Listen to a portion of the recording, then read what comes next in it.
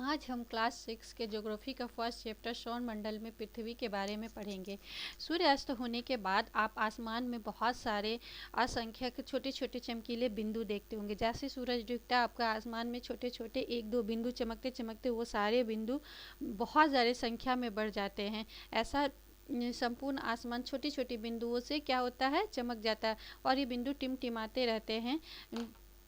कुछ धुंधले प्रतीत होते तो कुछ साफ साफ, जैसे कि कैसा लगता है मानो कि हीरे जड़े हुए।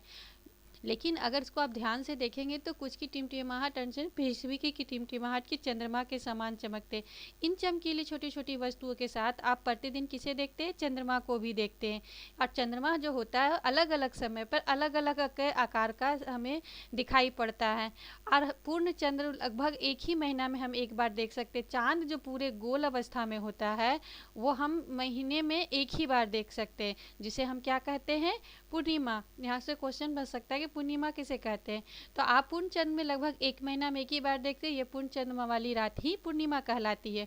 और ठीक पूर्णिमा के 15 दिन के बाद आप चंद्रमा को देख ही नहीं पाएंगे। इसे नए चंद्रमा की रात्रि या फिर अमावस्या कहते हैं।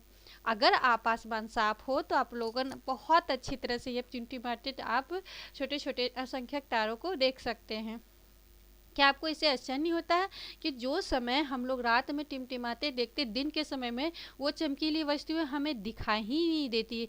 ऐसा क्यों होता है? क्योंकि ऐसा इसलिए होता है जो हमारा सूर्य है उसका अत्यधिक तेज के प्रकाश के कारण रात के समय में चमकने वाली वस्तुएं हमें दिन में नहीं दिखाई देते हैं।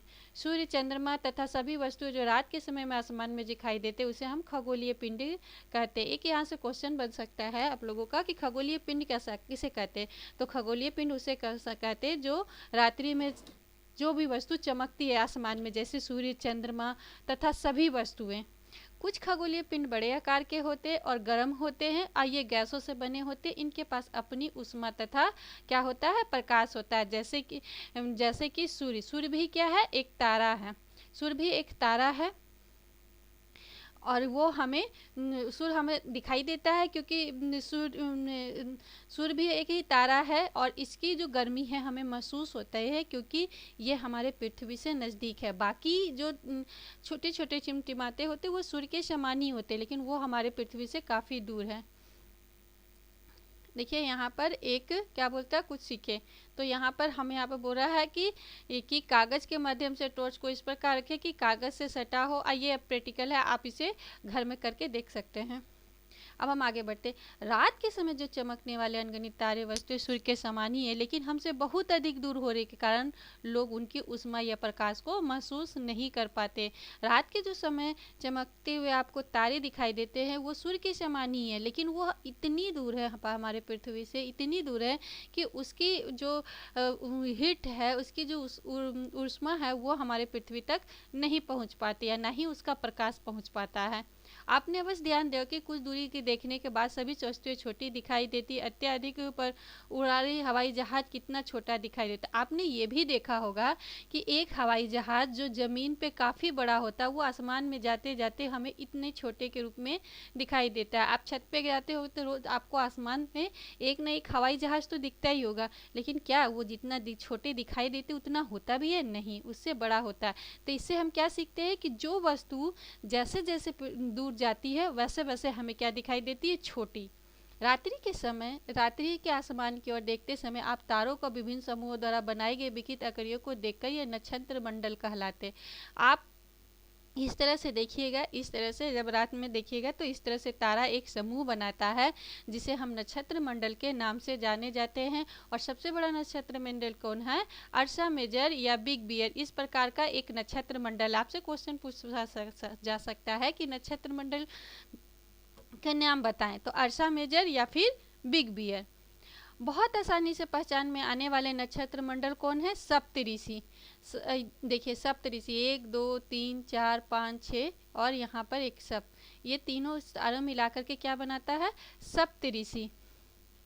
ये सातों तारों का समूह जो नक्षत्र मंडल अर्सा मेजर का भाग है। आपने परिवार या पड़ोस में किसी व्यक्ति से कहते हो आपको आसमान की और अधिक तारों, ग्रहों तथा नक्षत्र मंडल को दिखाए, दिखाए। आप किसी को बोल के दिखाए, अगर जो आपके दादा नानी चाची जो पुराने लोग हैं वो तो ज़रूरी इसके बारे में जानते हैं। जैसे कि हम भी छोटे थे तो हमारे दादाजी चाचा जी जब भी हम लोग छत पे बैठते थे तो ये नक्षत्र मंडल को दिखाते थे, और एक 3 तारों का समूह दिखाते थे जिसे हम लोग बचपन में ब्रह्मा विष्णु और महेश भी कहते थे। प्राचीन समय में लोग रात्रि की दिशा का निर्धारण तारों की सहायता से करते थे। उत्तरी तारा उत्तर दिशा को बताता है, इसे ध्रुव तारा भी कहा जाता है। ये हमेशा आसमान में एक ही स्थान पे रहता है और हम सप्तऋषि के सहारे ध्रुव तारे की स्थिति को जान सकते हैं। यहाँ पर क्या बोल रहा है, यहाँ बोल रहा है कि प्राचीन समय में लोग अगर रात हो जाता था तो कैसे अपने दिशा का निर्धारण करते कि वो किस दिशा में है, उसके लिए वो ध्रुव तारा का सहारा लेते थे। ध्रुव तारा जो कि हमेशा उत्तर दिशा में ही आता, और ये सप्तऋषि तारों के सहायता से ये पता करते थे कि हम किस दिशा में हैं। ये आसमान में हमेशा एक ही स्थान में रहता था और सप्तऋषि की सहायता ध्रुव तारे की स्थिति को जान सकते थे। चित्र में आप देखेंगे कि सप्तऋषि में संकेत है तारों के आपस में मिले हुए काल्पनिक रेखा खींच जाए एवं उससे आगे बढ़ा जाए तो ये ध्रुव तारों को इंगित करेगी। कुछ खगोलीय पिंडों में अपने प्रकाश एवं ऊष्मा नहीं होती है, वो तारों के प्रकाशित होते हैं। ऐसे पिंड को हम ग्रह कहते हैं। एक क्वेश्चन आपसे बन सकता है कि ग्रह किसे कहते हैं, तो ऐसे खगोलीय पिंड जिसमें अपनी प्रकाश और ऊष्मा नहीं होती है, वो तारों के प्रकाश से प्रकाशित होते हैं, उसे हम क्या कहते हैं, ग्रह कहते हैं। ग्रह जिसे अंग्रेजी में प्लेनेट कहते हैं, ग्रीक भाषा के प्लाइन शब्दों से बना है जिसका अर्थ होता है परिभ्रमक अर्थात चारों ओर घूमने वाला। और पृथ्वी जिस पर हम रहते हैं वो एक ग्रह है। ये संपूर्ण प्रकाश एवं सूर्य से प्राप्त करती है जो पृथ्वी के सबसे नज़दीक तारा है। जैसे कि हमने पढ़े रात में असंख्य तारे दिखते हैं लेकिन वो हमें गर्मी या प्रकाश ऊष्मा या प्रकाश क्यों नहीं प्रतीत होता है, क्योंकि वो हमारे पृथ्वी से बहुत दूर है। लेकिन सूर्य जो है, सूर्य भी एक तारा है और वो उसकी गर्मी और प्रकाश हमें महसूस होता है क्योंकि ये हमारे पृथ्वी से सबसे नज़दीकी तारा है। पृथ्वी को बहुत अधिक दूरी से, जैसे चंद्रमा को देखने पर यह चंद्रमा के समान ही प्रतीत होती है। जैसे कि अभी हमने पढ़ा कि ग्रह किसे कहते हैं, जिसको ऐसे खगोलीय पिंड जिसमें अपना ऊष्मा और प्रकाश नहीं होता है, वो सूर्य के प्रकाश से ही प्रकाशित होते हैं। इसी तरह अगर हम, जैसे हमें चंद्रमा चमकीला प्रतीत होता है, वैसे ही अगर हम चंद्रमा से पृथ्वी को देखें तो पृथ्वी भी हमें चंद्रमा के समान ही चमकीला प्रतीत होगा। आइए हम कुछ बातें पढ़ें। पृथ्वी, शनि तथा यूरेनस के चारों ओर छल्ले हैं। ये छल्ले विभिन्न पदार्थों के असंख्य छोटे पिंडों पनी से के शक्तिशाली दूरबीन की सहायता से देखे सकते हैं। बृहस्पति और शनि और यूरेनस के चारों ओर छल्ले हैं। ये छल्ले को देखने के लिए हमें क्या चाहिए, एक दूरबीन चाहिए जिसके सहारे हम देख सकते हैं। यहाँ पे देखिए ये सौर मंडल है और सौर मंडल के बीच में सूर्य है और ये सूर्य के चारों ओर क्या है, लाइन बाय लाइन देखिए ये ग्रह है। यहाँ देखिए, यहाँ सबसे नज़दीकी ग्रह बुध, फिर शुक्र, तीसरे नंबर पे पृथ्वी, मंगल और ये क्षुद्र ग्रह है। क्षुद्र ग्रह के अंदर जो भी ग्रह आते हैं उसे हम लोग आंतरिक ग्रह कहते हैं। ये ठोस के बने हुए होते हैं और ये जो बाहर आते हैं वो सारे ग्रह क्या होते हैं, गैस के बने होते हैं। और यहाँ क्षुद्र ग्रह है जो दोनों गैसों को अलग करते हैं। यहाँ पर आप देख लीजिएगा आपके बुक में कि यहाँ पर ये लिखा हुआ है कि कौन से ग्रह कितने दिन में अपनी परिक्रमण पूरा करती है। जैसे यहाँ पे दिया हुआ है बुध 28 डेज में, शुक्र 255 डेज में और हमारे पृथ्वी जैसा कि आप जानते हैं कि 365 दिन में। आप देख लीजिएगा ये सारे। आसमान में दिखने वाला चंद्रमा भी एक उपग्रह है। अब हम पूछा जाएगा कि उपग्रह किसे कहते हैं, तो आसमान में दिखने वाला चंद्रमा क्या है, एक उपग्रह। ये हमारी पृथ्वी के सहचर है, इसके चारों ओर चक्कर लगाता है। हमारे पृथ्वी के समान 7 अन्य ग्रह है जो सूर्य के प्रकाश एवं ऊष्मा को प्राप्त करते हैं। उनके पश्चात अपनी चंद्रमा भी है। चंद्रमा क्या है, चंद्रमा पृथ्वी का उपग्रह है और पृथ्वी के भांति ही और 7 ऐसे प्लैनेट है, ऐसे ग्रह है जो सूर्य को चक्कर लगाते हैं और सूर्य से ही ऊष्मा और प्रकाश प्राप्त करते हैं। क्या आप जानते हैं, यहाँ पे देख लीजिए, पौराणिक रोमन कहानियों में सौर को सूर्य देवता कहा जाता था और सौर शब्द का अर्थ है सूर्य से संबंधित, इसलिए सूर्य के परिवार को हम क्या कहते हैं, सौर मंडल। कहा जाता है कि सौर शब्द का उपयोग करते हुए अधिक शब्दों को लिखें। ये देख लीजिएगा सौर मंडल। अब हम सौर मंडल के बारे में पढ़ेंगे। सूर्य 8 ग्रह, उपग्रह तथा कुछ खगोलीय पिंड जैसे क्षुद्र ग्रह एवं उल्का पिंड मिलकर सौर मंडल का निर्माण करती है। उसे हम परिवार का नाम देते हैं जिसका मुखिया कौन होता है? सूर्य होता है, क्योंकि अभी ऊपर के लाइन में हमने पढ़ा कि सूर्य से ही हमारे पृथ्वी के अलावा 7 ग्रह उष्मा और प्रकाश प्राप्त करते हैं। और तो यहाँ से क्वेश्चन पड़ता है कि सौर मंडल किसे कहते हैं? तो सौर मंडल किसे कहते हैं? जिसमें सूर्य, 8 ग्रह, उपग्रह, कुछ खगोलीय पिंड जैसे क्षुद्र ग्रह एवं उल्का पिंड मिलकर क्या करती है? सौर मंडल का निर्माण करती है। अब हम पढ़ते हैं सूर्य। सूर्य क्या है? सूर्य हमेशा केंद्र में रहता है। यहाँ देखिए ये चित्र है, ये सूर्य है जो केंद्र में है, और बाकी ये जो आपको ग्रह, क्षुद्र ग्रह दिख रहे हैं, ये क्या है? सूर्य की फैमिली है, इसीलिए इसे हम सौर मंडल कहते हैं। सौर मंडल को हम क्या कहते हैं? यहाँ पर देखिए सूर्य का परिवार। अब सूर्य सौर मंडल के केंद्र में स्थित है। ये तो हम लोग देख ही रहे कि सूर्य को सौर मंडल के केंद्र में स्थित है। यह बहुत बड़ा है एवं अत्यधिक गर्म गैसों से बना है। सूर्य किससे बना हुआ है? गैस से बना हुआ। इसका खिंचाव बल है, इससे सौर मंडल को बांधे रखता है। सूर्य सौर मंडल के लिए प्रकाश एवं ऊष्मा का एकमात्र स्रोत है। सूर्य के चारों ओर ही सारे ग्रह परिक्रमण करते हैं, और ये सूर्य का जो खिंचाव बल ही क्या होता है? सारे ग्रह को अपने ओर घूमने के लिए मजबूर करता है। लेकिन हम इसकी अत्यधिक तेज ऊष्मा को महसूस नहीं करते, क्योंकि सबसे नज़दीकी तारा होने के बावजूद भी यह हमसे पृथ्वी से दूर है। सूर्य पृथ्वी से लगभग 15 करोड़ किलोमीटर दूर है। सूर्य क्या है? सूर्य भी सौर मंडल है, उसके केंद्र में स्थित है। इसी के और सारे ग्रह चक्कर लगाते हैं, और इसी से ऊष्मा और सूर्य प्रकाश प्राप्त करते हैं। हमारी पृथ्वी भी सूर्य से ही, आसमान से ही प्रकाश ऊष्मा प्राप्त करते हैं, लेकिन इसे हम बहुत ज़्यादा गर्मी में नहीं महसूस कर पाते, क्योंकि सामने होने के बावजूद भी यह हमारे पृथ्वी से बहुत दूर है। कितनी दूर है? 15 करोड़ किलोमीटर। एक क्वेश्चन बन सकता है कि सूर्य पृथ्वी से कितनी दूर है? तो सूर्य पृथ्वी से कितनी दूर है? 15 करोड़ किलोमीटर दूर है। अब हम ग्रह के बारे में पढ़ते हैं। ग्रह क्या है? हमारे सौर मंडल में 8 ग्रह हैं। सूर्य से दूरी के अनुसार ये ग्रह के क्रम है: बुध, शुक्र, पृथ्वी, मंगल, बृहस्पति, शनि, यूरेनस तथा नेपच्यून। और सूर्य की उनकी दूरी के अनुसार ग्रहों के नाम को याद रखने के लिए एक शॉर्टकट फॉर्म दिया हुआ: my very efficient mother just service us nuts. आप इसके जरिए याद कर सकते हैं। सौर मंडल के सभी 8 ग्रह एक निश्चित पथ पर सूर्य का चक्कर लगाते हैं। ये रास्ते दीर्घवृत्ताकार में फैले हुए हैं।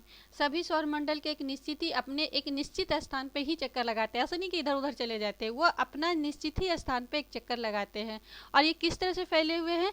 दीर्घवृत्ताकार में इस तरह से दीर्घवृत्ताकार में इस तरह से फैले हुए हैं, और सभी अपनी जगह पे ही चक्कर लगाते हैं। ऐसा नहीं कि यहाँ सूर्य है तो इधर उधर भटक जाएंगे, ऐसा नहीं। सब अपनी जगह पे एक निश्चित स्थान पे ही घूमते रहते हैं, और उसे हम क्या कहते हैं? कक्षा। बुध सूर्य के सबसे नज़दीक है। अपना कक्षा में सूर्य के चारों ओर एक चक्कर लगाने में केवल 88 दिन ही लगाते हैं। 80 दिन ही लगाते हैं। सबसे नज़दीक होने के कारण वो परिक्रमण जल्दी पूरा कर लेते हैं, और कितना दिन में? 88 दिन में। शुक्र को पृथ्वी का जुड़वा ग्रह माना जाता है, क्योंकि इसके आकार पर एक आकृति लगभग पृथ्वी के समान ही है। यहाँ से 2 क्वेश्चन बनेगा। पहला कि बुध कितने दिन में सूर्य का चक्कर लगाते हैं? 88 दिन में, और ये सबसे नज़दीकी ग्रह है। और दूसरा कि पृथ्वी का जुड़वा बहन किसे कहा जाता है? तो पृथ्वी के जुड़वा बहन शुक्र को कहा जाता है, क्योंकि ये आकार और आकृति के मामले में बिल्कुल पृथ्वी की तरह है। अभी तक प्लूटो को एक ग्रह माना जाता था। अंतर्राष्ट्रीय खगोलीय संगठन अगस्त 2006 में यह निर्णय लिया गया कि कुछ समय खोजे प्लेयन ग्रह खगोलीय पिंड तथा प्लूटो बोनो ग्रह के रूप में कहा जाता है। 2 अगस्त 2006 से पहले ये जो प्लूटो था, ग्रह था, यानी कि पहले हम लोग 9 ग्रह जानते थे, लेकिन 2006 के बाद प्लूटो को ग्रह का श्रेणी से बाहर कर दिया गया। यहाँ कुछ देखिए इंपॉर्टेंट, उसके हम देखते हैं। शब्द की उत्पत्ति। ऐसे शब्द को जिनका उपयोग हम एक भाषा में करते हैं, अक्सर दूसरी भाषाओं के लिए शब्द हो सकते हैं। उदाहरण के लिए जियोग्राफी एक अंग्रेजी शब्द है। जियोग्राफी क्या शब्द है? जो ग्रीक भाषा से लिया गया है, जिसका अर्थ है पृथ्वी का विवरण। जिसका अर्थ क्या होता है? पृथ्वी का विवरण, यानी कि पृथ्वी के बारे में। ये 2 ग्रीक शब्दों से मिलकर बना है। जियो शब्द का अर्थ होता है ग्राफिया, और का अर्थ होता है लिखना। आइए इनके संबंध में अब जाने। देखिए, जियोलॉजी यानी कि पृथ्वी के अंदर, जियोमेट्री यानी कि पृथ्वी का मापन, जियोआइड मतलब पृथ्वी के कारकन रूप।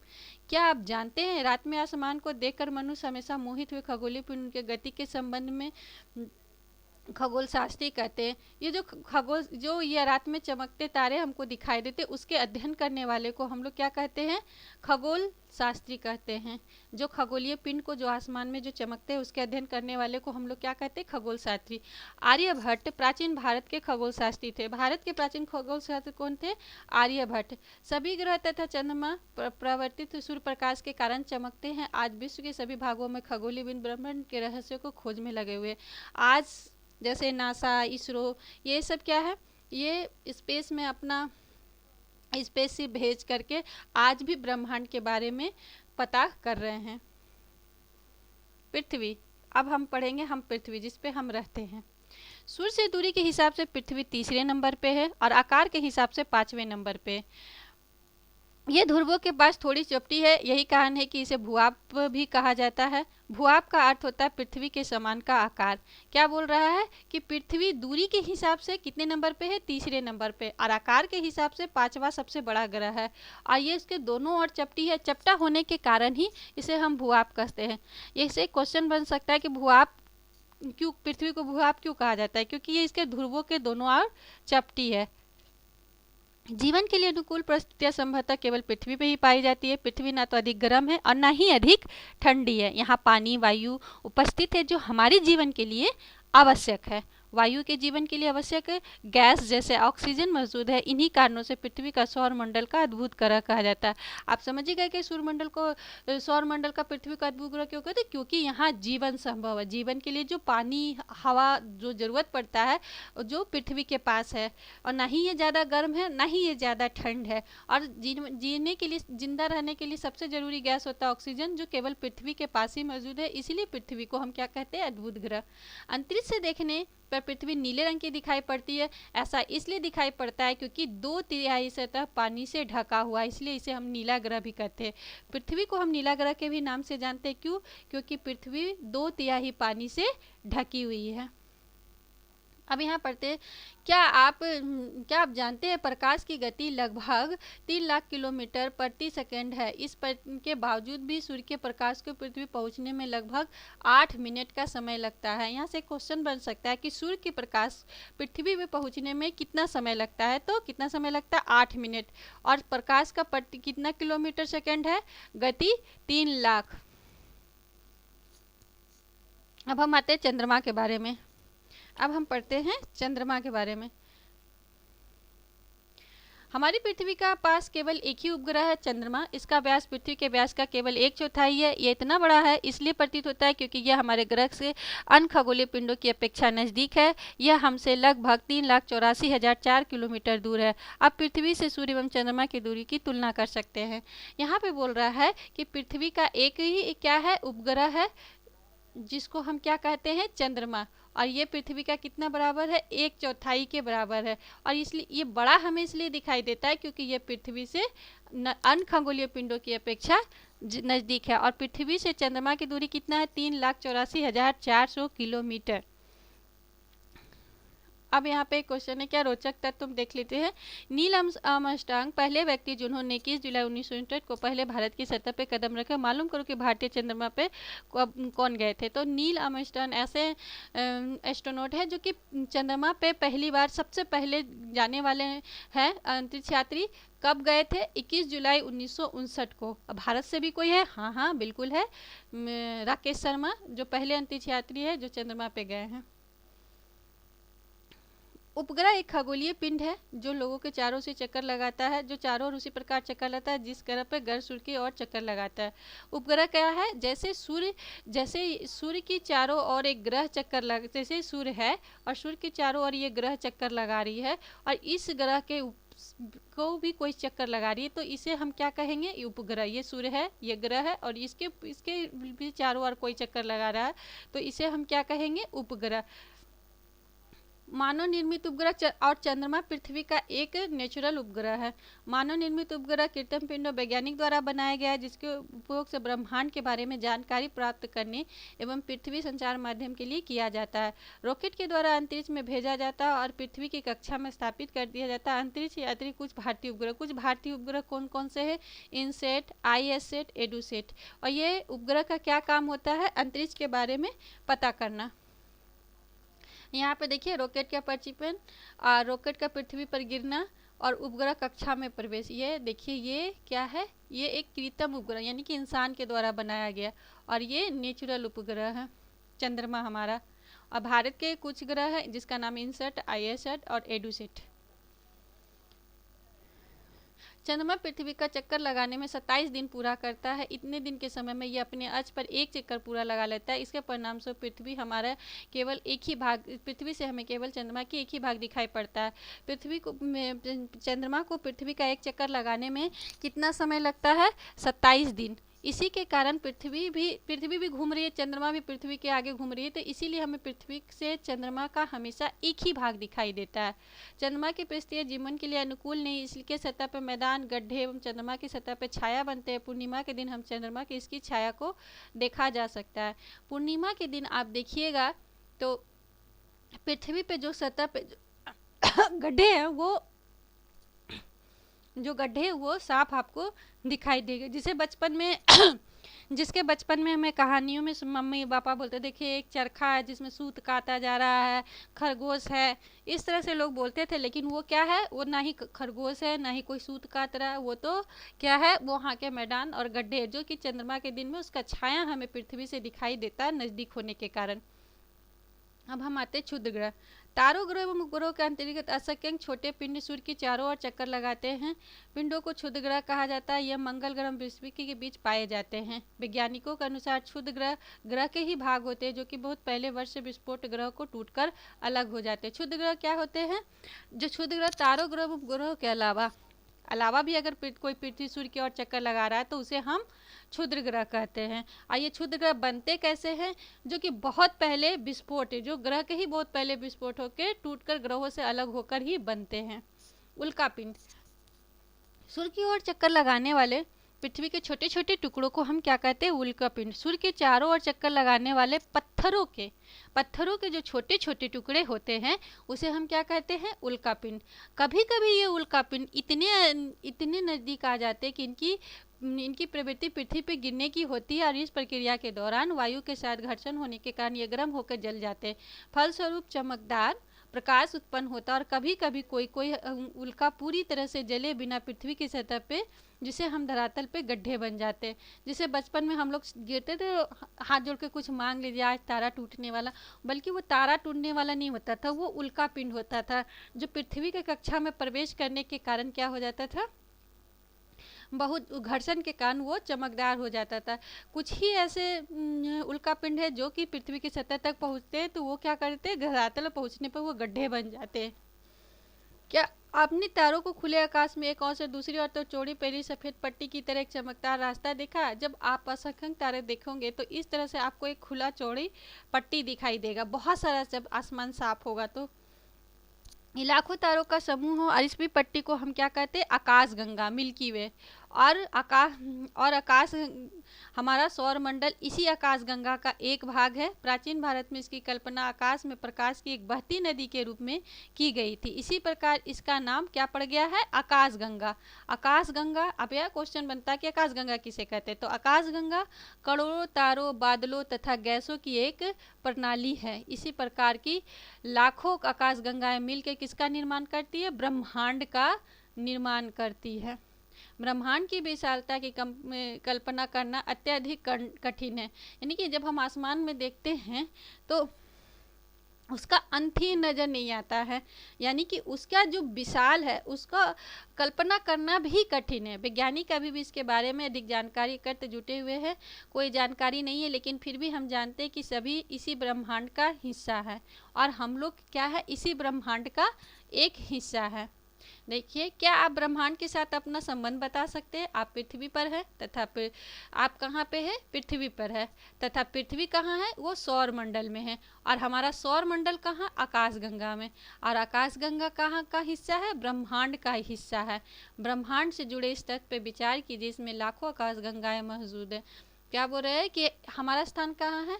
सबसे पहले ये क्या है? ब्रह्मांड है। ये ब्रह्मांड है जिसकी हम कल्पना भी नहीं कर सकते कितना बड़ा, और ब्रह्मांड के अंदर क्या है? आकाशगंगा है, और आकाशगंगा में ही क्या है? सौर मंडल है, और सौर मंडल के अंदर क्या है? पृथ्वी, और पृथ्वी के अंदर हम हैं। आज हमारा ये चैप्टर यहीं ख़त्म होता है। नेक्स्ट चैप्टर में हम इसके क्वेश्चन आंसर को करवाएंगे। अभी फ़िलहाल हम लोग ऑब्जेक्टिव देख सकते हैं। किस ग्रह को पृथ्वी के जुड़वा ग्रह के नाम से जाना जाता है? अभी हम लोगों ने पढ़ा शुक्र ग्रह को। सूर्य से तीसरा सबसे नज़दीकी ग्रह कौन सा है? तो सूर्य से दूरी के हिसाब से क्या है? पृथ्वी। यहाँ दूरी के हिसाब से ही पूछा जा रहा है। सभी ग्रह सूर्य की ओर किस प्रकार के पथ चक्कर लगाते हैं? तो अभी हम लोगों ने पढ़ा था किस प्रकार लगाते हैं, दीर्घवृत्ताकार। ध्रुव तारे किस दिशा का ज्ञान का होते हैं? तो उत्तर दिशा। अक्षुद्र ग्रह कक्षाओं किन किन कक्षाओं के बीच पाए जाते हैं? तो क्षुद्र ग्रह मंगल एवं बृहस्पति के बीच पाए जाते हैं। यहाँ पे देखिए एक चित्र है, आप उसके माध्यम से स्पष्ट कर सकते हैं। देखिए आपके ऊपर में ही एक बुक में चित्र है, ऊपर के पाठ में हम लोगों ने पढ़ा था। देखिए ये सौर मंडल है, ये क्षुद्र ग्रह है और यहाँ से हमारा मंगल खत्म होता है, ये बृहस्पति, इसके बीच में क्या है? क्षुद्र ग्रह। तो आज के लिए इतना ही। कल हम इसके क्वेश्चन आंसर के बारे में पढ़ेंगे।